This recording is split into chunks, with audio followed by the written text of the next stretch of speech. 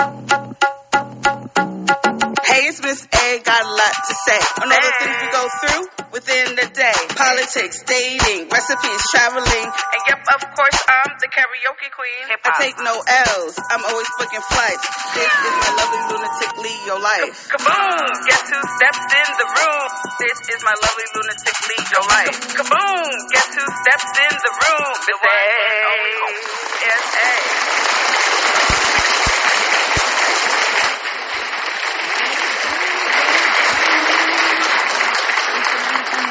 A, and of course, you know, I got something to say. I hope you're all doing well during this blizzard that surprised the hell, not really surprised us, but I mean, I was surprised, but I didn't have to go to work today, so I really stayed in my bed and chilled all day, contemplating, do I really want to put this podcast out there?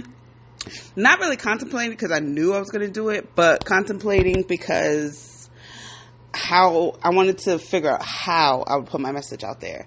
Now, this is a story about Wendy Willams. And of course, some of you guys may or may not have seen her movie on Lifetime.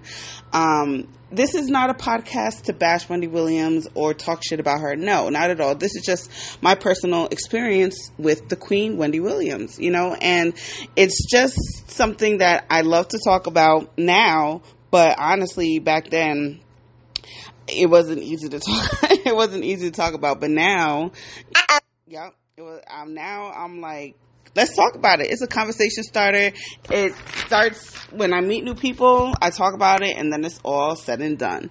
So basically, with Wendy Willams, it's been kind of a roller coaster ride with her. I've met her on 3 separate occasions. So I'm like, is she supposed to be in my life? Like, what the hell is going on? Let me just start and let you know how we first met.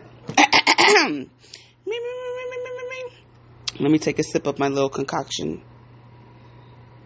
My concoction consists of Merlot, Tito's, and ginger ale. Laugh now, try it later. Anyway, so when I was 10 years old, my father used to work at Black Enterprise magazine. He was working with Black Enterprise for years, like 15 years. He was director of he was VP director of circulations. Anyway, so Black Expo, me and my brother used to go to Black Expo with my father and help him out. We used to love going. And at this time, I think Wendy was with Kiss FM at the time. So they were doing a live broadcast from Black Expo. I was 10 years old. I had a project to interview someone important. So I already knew Wendy was going to be there because at 10 years old, I'm not going to lie, I was listening to her.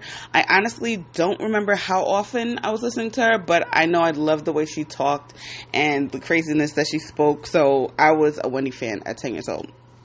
So I could not wait to go. I thought I was going to interview her right then and there. I've always been impatient. I don't like thinking about something and have to do it later, but whatever. I thought I was going to interview her right then and there at 10 years old. But, of course, she was broadcasting live. She didn't have time for me. So I spoke to her through her bodyguard because she was still on stage, right? Mind you, I'm 10 years old. She was still on stage. So the bodyguard gave me a number to call and we could do a phone interview. Cool.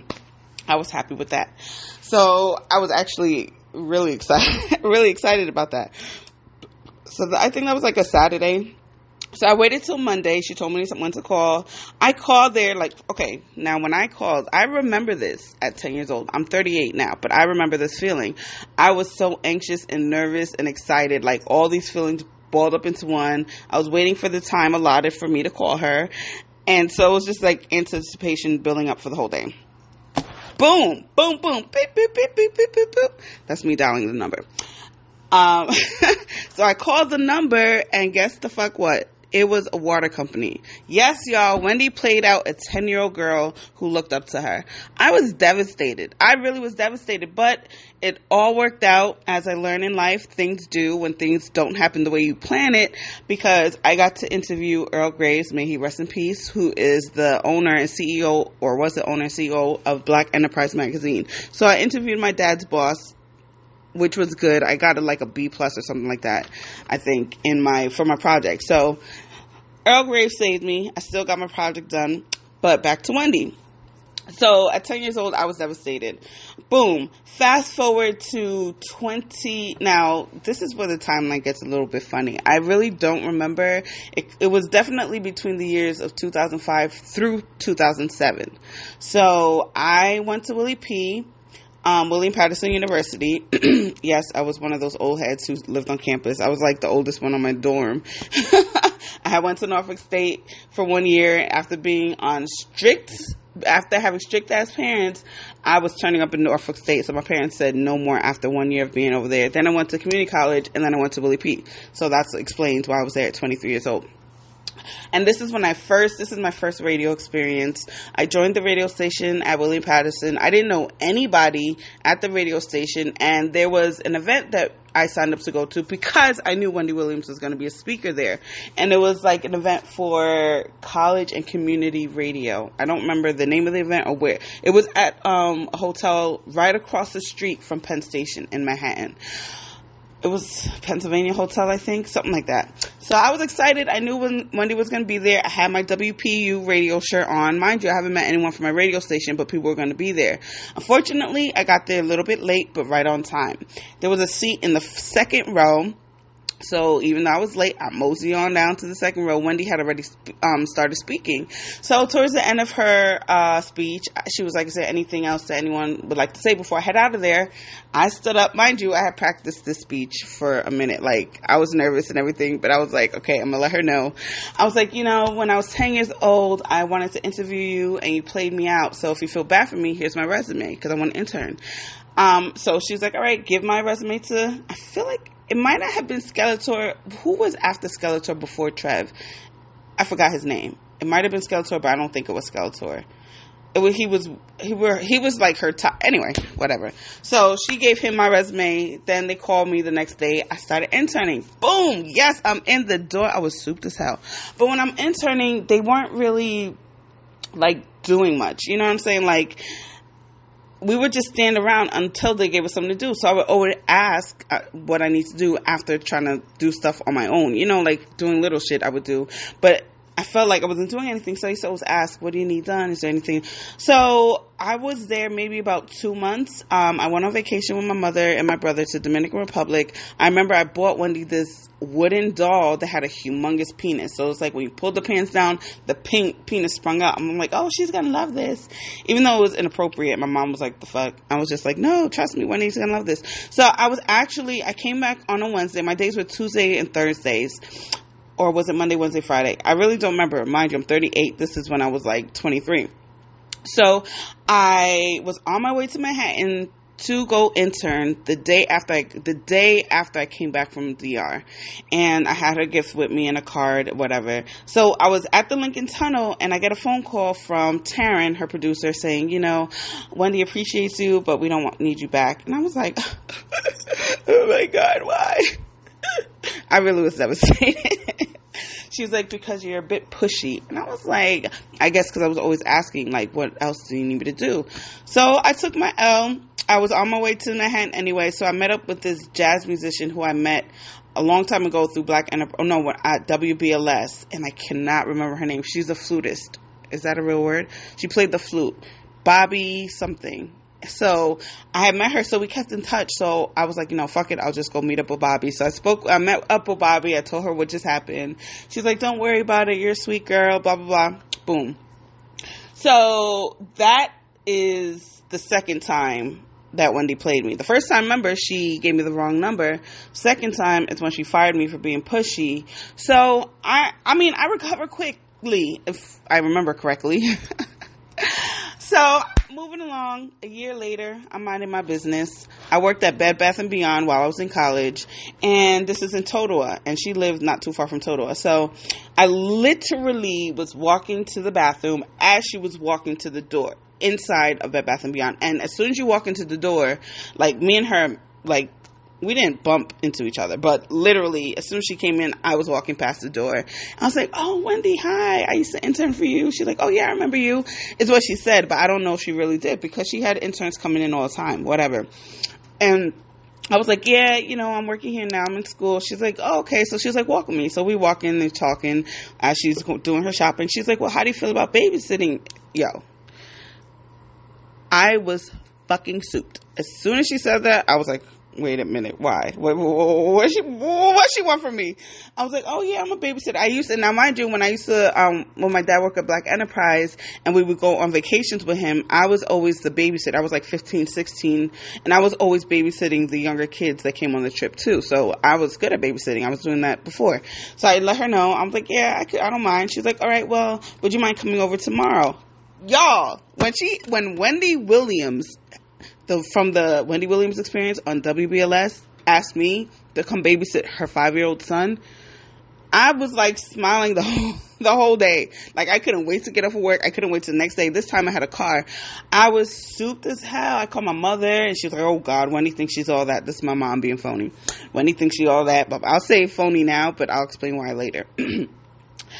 So the day comes, she gives me her address. It was a nice area, bunch of big houses. The house is big, but it wasn't as big as I expected for Wendy Williams. You know what I'm saying? But whatever. I met her son. We hit it off. So I started babysitting her son. So there are times I'd be there from like Friday to Sunday, or maybe Friday and Saturday. You know what I'm saying? I was a college kid.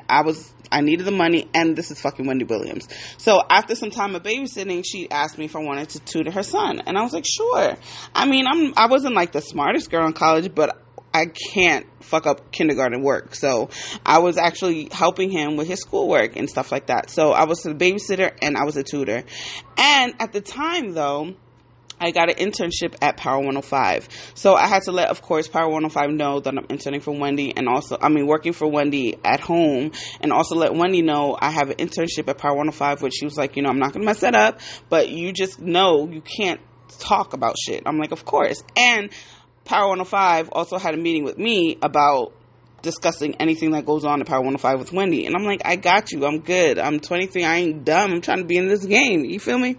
So I was just so happy at the time. Interning at Power 105 and babysitting and tutoring her son. Now, the intern for Power 105 was just for one semester, so it was coming to an end. And so this is after I had already interned at Interscope Records. I got a little bit of history, you know what I'm saying, but I'll get into that another time. So, am I speaking too fast? I'm getting excited. This little concoction drink got me excited, Let me take another sip. Let me take another sip.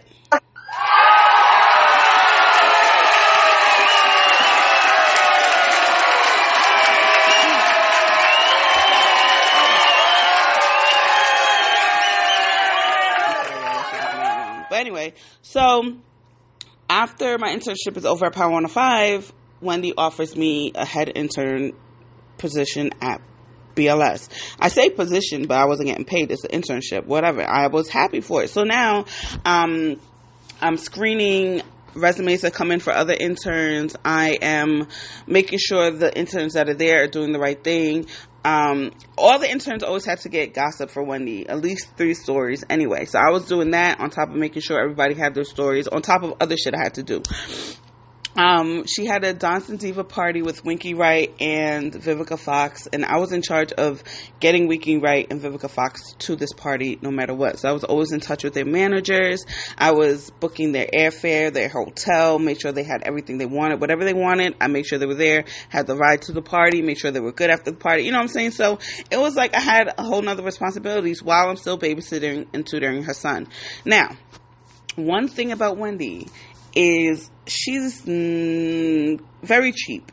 I would be there from Friday to Sunday and I would get paid like between $60 and $80. But at the time I didn't care because this is Wendy Williams and I'm trying to get in radio, so I'm like, I'm Gucci. I don't care. I'll do this shit for free if I had to.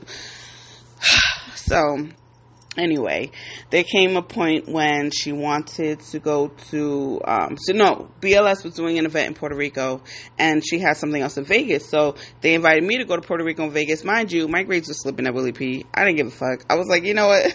This is Wendy Williams. I'm going to Puerto Rico and Vegas with Wendy Williams. So I got whatever schoolwork I needed, which I didn't even do, and I went to Puerto Rico and Vegas with Wendy. And, it was cool because my friend, one of my good dearest friends that I met at Bed Bath & Beyond, she and her girlfriends ended up coming to the event with WBLS. So the times when Wendy came back home at like 1 o'clock in the morning, 2 o'clock in the morning is when I actually headed out to go hang out with my girls. We had a great time in Puerto Rico. And I felt like I was the shit, traveling with Wendy Williams, babysitting her son. Her viewers and people there saw me with her son usually. I try to keep him out the limelight as much as possible, but whenever we're going places, there's nothing else I can do. And from there, we went directly to Vegas. So that was another time that I was able to go out once she came back in and just explore Vegas. I walked around myself, found bud, smoked, whatever. Was happy, like, wow, I'm really in Vegas with Wendy Williams. Now, here's the thing. Like I said, I'm not here to talk shit about her. I don't really know much about her marriage with Kevin. I always knew that he was kind of cold and distant, you know what I'm saying? So I never really talked with him. It was always Wendy I spoke with. I would only speak to him like casually if he's in the room, obviously. But I've seen how he treats Wendy. And at one point in Vegas, when we were leaving the hotel to come back home, he realized he left his sunglasses. He cursed Wendy out because he left his sunglasses in the room. Do you know the whole trip back to Jersey, he did not talk to her, like blatantly. She would be talking to him, he would ignore her ass. He wouldn't say shit to her.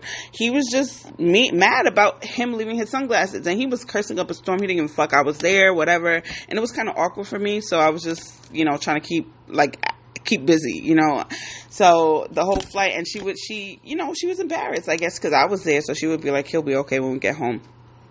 The next day or the next weekend, I went to babysit, and she told me, she was like, do you know they found his sunglasses and they mailed it to us, and now he's okay. But the funny thing is for the vacation, I think it was about 5 days. I'm missing school.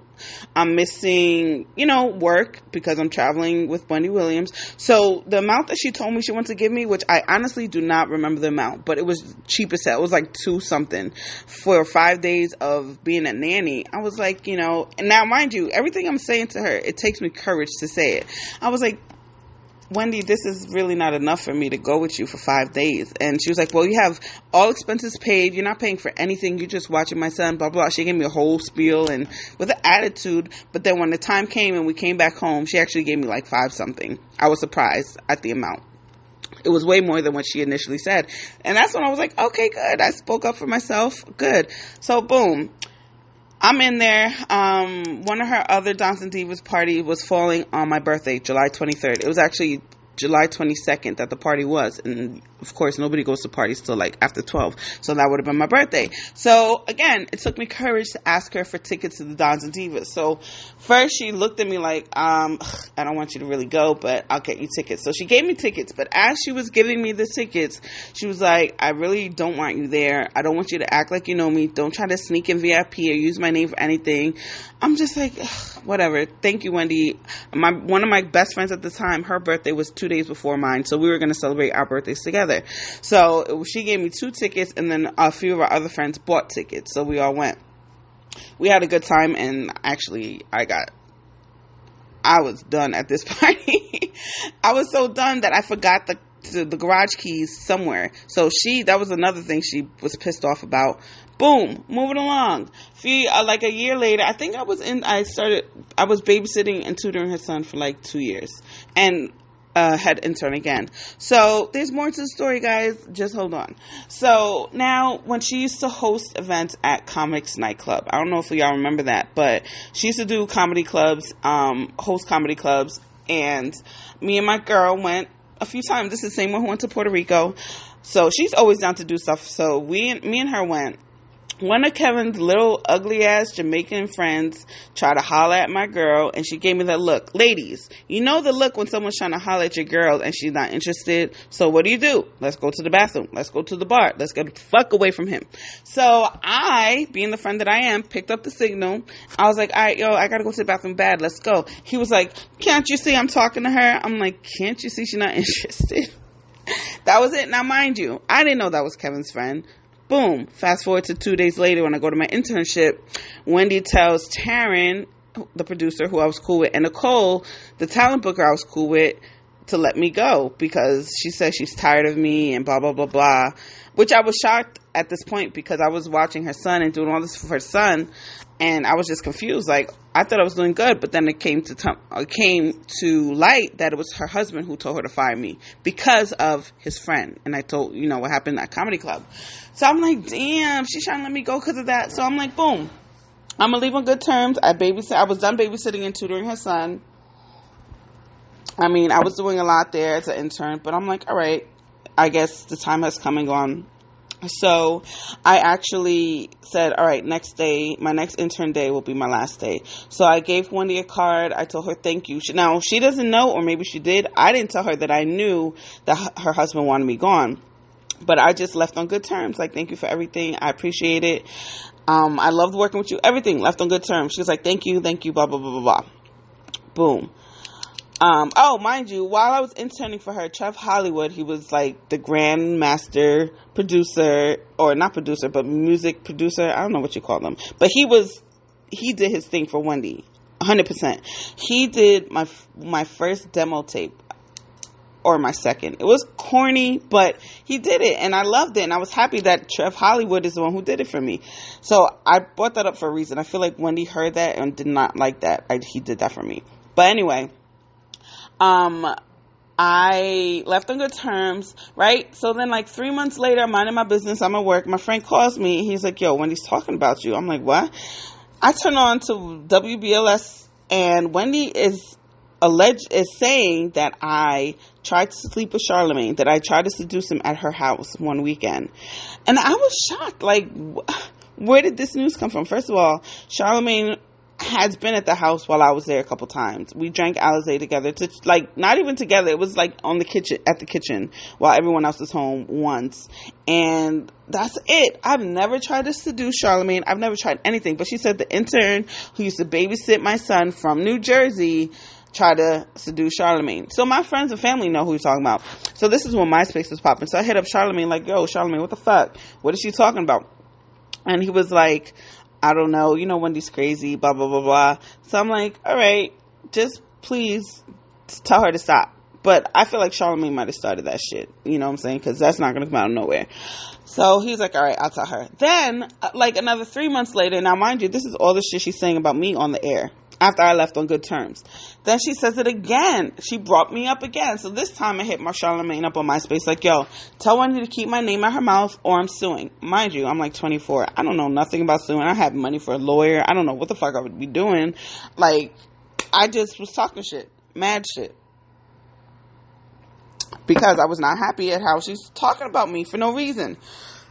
So I was just like, okay, that's it. Let her know. So fast forward. This was like in August. Fast forward to Halloween. Me and my girls are in the city. I was a French maid for Halloween, dressed like that because obviously it's Halloween. My skirt was short as hell. Mind you, I'm 24. I don't give a fuck. So I go to the club with my girls and I see Nicole, Wendy's talent booker, there. Mind you, I've hung up with Nicole. I spent the night at her house. We've drank, we smoked together. So I thought she was pretty cool. Her and her friends came to sit with me and my friends in VIP. We let you in there. I thought we were cool. But apparently the next day, she goes and tells Wendy that she saw me in the city and I looked a hot mess. So now Wendy is on the air again for the third motherfucking time, talking about me, saying, look at how she looks, why she dressed like this in the city, she looks a hot mess. I did have an ugly ass wig on. I ain't gonna front. Whatever. I'm gonna try to find the picture and post it.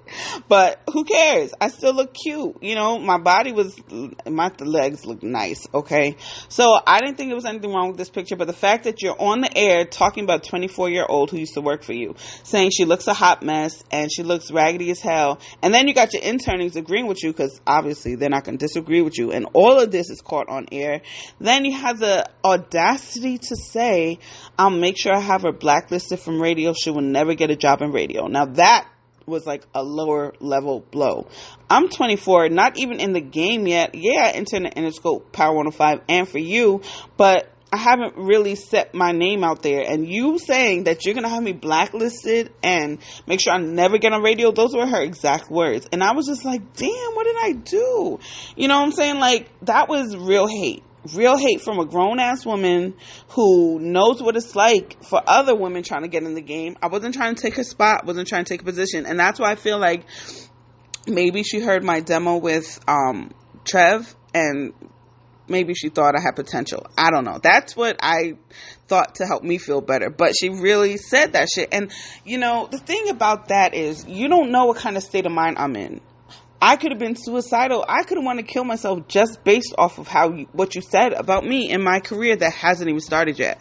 You know what I'm saying? Like, luckily, I'm good. I've been doing radio for years. I mean, I haven't been getting paid for it yet, but there's a reason for all the shit I'm doing, and I'm not stopping it. So it was just weird to me that Wendy would go and talk shit about me 3 different times on the air after I left on good terms. And I loved her. Like, I really loved her. I loved everything about her. She was a little bit weird sometimes at her house, but I just like stress, whatever. I don't know. But I thought I did great with her son. You know what I'm saying? I treated him so wonderful. So I was just surprised that she would say that about me. And that hurt me for like a year. I'm not going to lie. Every time I thought about it, I would cry about it for a year. But, however, now it's a conversation starter. I love to talk about this shit. I love to, you know what I'm saying? When I meet people and we discuss things, I get into this somehow, like try to work my way in there just to talk about it because it's fun. It's funny, whatever. She talks her shit.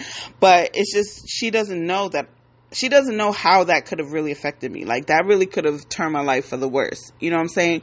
And I'm strong-willed, you know, and things do get me down sometimes, but I always bounce back. So I definitely bounced back. I met Do It All from Lords of the Underground, who gave me an opportunity to be on his show on Streets of 96 in Newark on online radio. So I was doing things still, you know what I'm saying? That didn't stop me, but she doesn't know how that really, really affected me one time.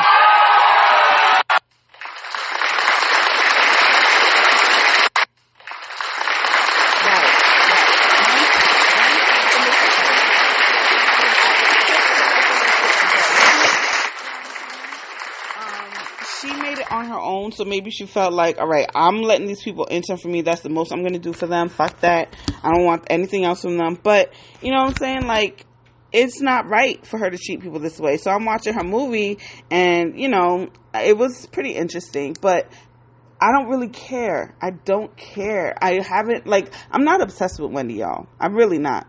I just like talking about the situation. And since she had her movie, I'm like, fuck it. This is a brand new time. Why not talk about it?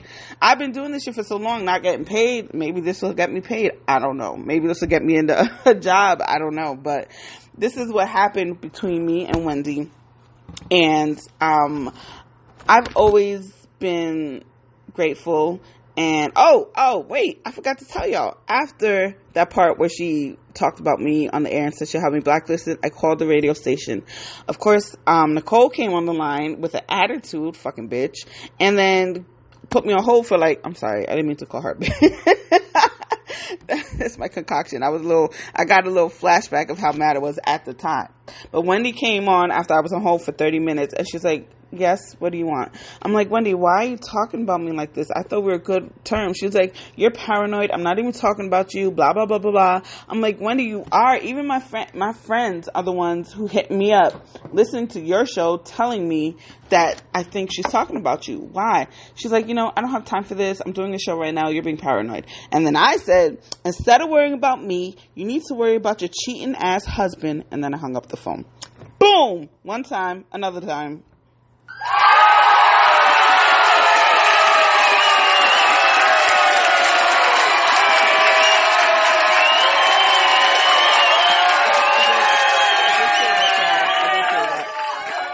And my cousin actually hit me up, and he was like, yo, if you want the addresses, you could write a whole book after everything that happened. I'm like, nah, I'm not into that. Like, I'm not gonna ruin her life like she does to other people. You know what I'm saying? Hopefully she got her karma for what she did to me. I don't know. But I'm like, I don't care to know about her husband's bitches. Like, he was like, yo, you can write a whole book about it and where these bitches are. I'm like, no, why do I want to do that? I don't care. But, so like I said, this was not a podcast to talk shit about her. It's just a podcast to explain what I went through with Wendy Willams. And again, listen, if she was to hit me up and say, I want to do something with you, I'm not going to say no. However, I will let her know it's for my own benefit. Like, you played me out 3 different times in my life. You know what I'm saying? I have PTSD. I can't go through that shit again. You know what I'm saying? So I would definitely work with her if I had to, like, if she asked me to. I don't know if that's what's going to come off of this. I didn't say shit bad. I just let you know, Wendy, how you were and how you treated me and how I feel like, listen, I'm going to do what I got to do. I've had shit in my life that you don't know about. Like, my dad thought I was wasting my time in radio. You know what I'm saying? I was just doing things I had to do in radio. And I love talking. I love counteracting with people. So it's kind of what I'm meant to do now. Podcasting is easier. I got my own podcast, My Lovely Lunatic Leo Life. I travel. I have vlogs on YouTube. Go to Miss A TV Adrienne, and that's MISS space A space TV space ADRIENNE. And I'm living my life. So don't think for a second that she damaged me. She damaged me for that 1 year when I really went through it. But after that, it's all good. I love to talk about it. Like I said, I'm traveling. I'm living my life. And who knows? I might have a new love interest. I might have met my future husband. So I'm fine. I really am fine. I just like to talk about this shit. And I just want y'all to know that no matter what, no matter who tries to tear your ass down, do not fall for it. Because, number one, they're going to get their karma if you know about it or not. Number two, everything's going to work in your favor. All right? Just keep pushing. Keep doing what you got to do. And that's it. Wendy did not stop me from being great. I'm still great. I'm still learning. And I'm still trying to be even greater than I am now. And trying to get paid for that shit. Okay? So I just want you all to know, not even Wendy can stop me. If Wendy couldn't stop me, neither can you. So I hope you enjoyed my Wendy Willams experience. And if you have any questions, you can email me at mylovelylunaticleolife@yahoo.com. I will definitely try to answer it. Again, go check out my YouTube videos. I know, y'all, it's been a minute. I was promoting Ghana hard as hell, but my mind has been crazy. I've been working a lot, so I'm still working on my Ghana vlog, but trust me, it's coming out. It's not perfect. That's why I'm not putting it out, because it's still got a lot of work to do. It's not where I want it to be, but it's coming. It's coming real soon. So make sure y'all check out my YouTube page, Miss A TV Adrienne. See all my travels from Thailand to Jamaica, Puerto Rico. Just go check it out. My karaoke performances, Cayman Island. Yes, check out my YouTube page. Check out my podcast. And thank you so much for tuning in. It's the one and only Miss A, and I'm out.